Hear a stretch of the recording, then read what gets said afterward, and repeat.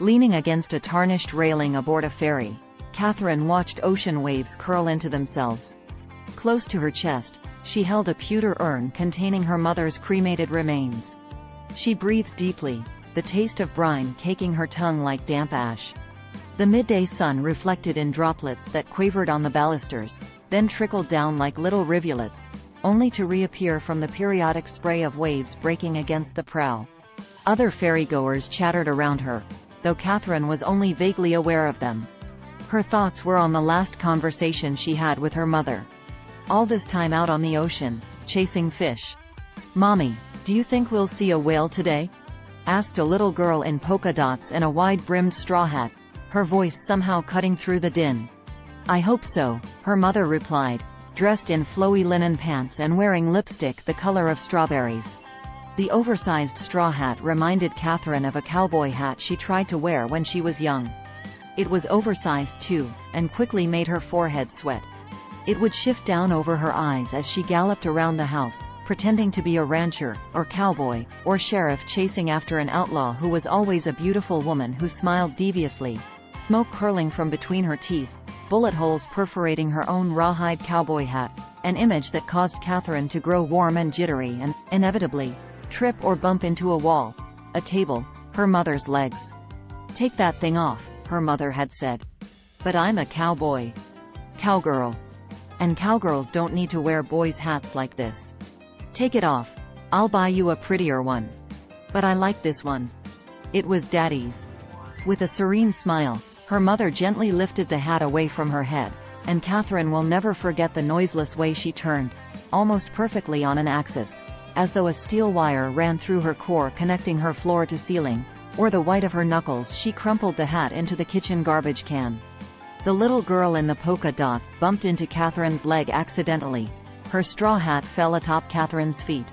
"Oh my gosh, I am so sorry," her mother exclaimed. "It's okay," Katherine replied. "Melissa," the woman said, turning to her daughter, "say you're sorry. We can't go around bumping into people, especially not on a boat."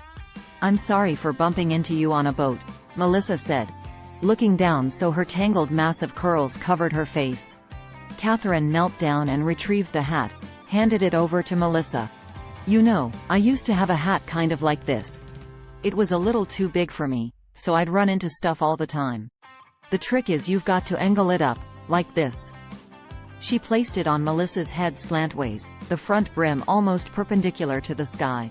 "Plus, if you keep the brim away from your eyes, you can catch sight of a whale better. Around here, you're looking for a gray whale.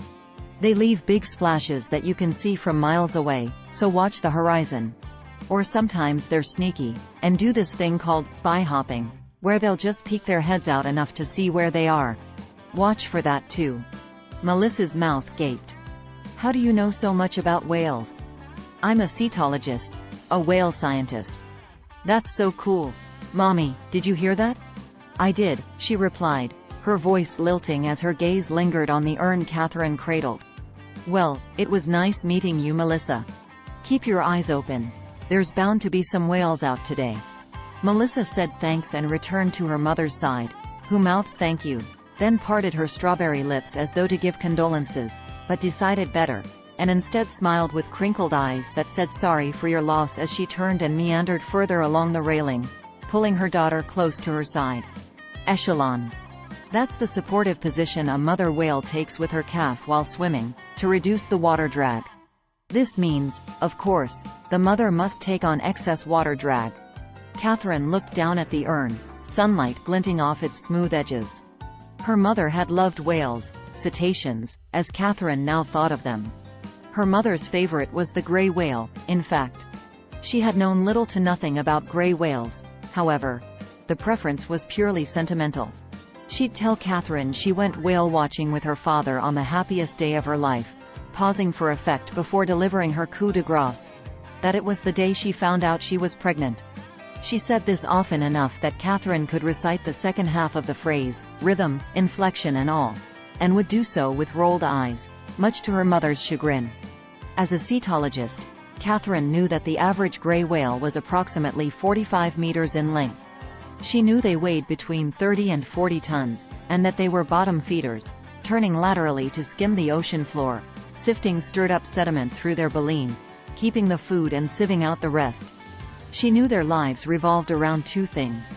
One half of a year was spent gorging themselves, hopefully storing enough fat to make the long migration south, where during the second half of the year they would mate and rear their young.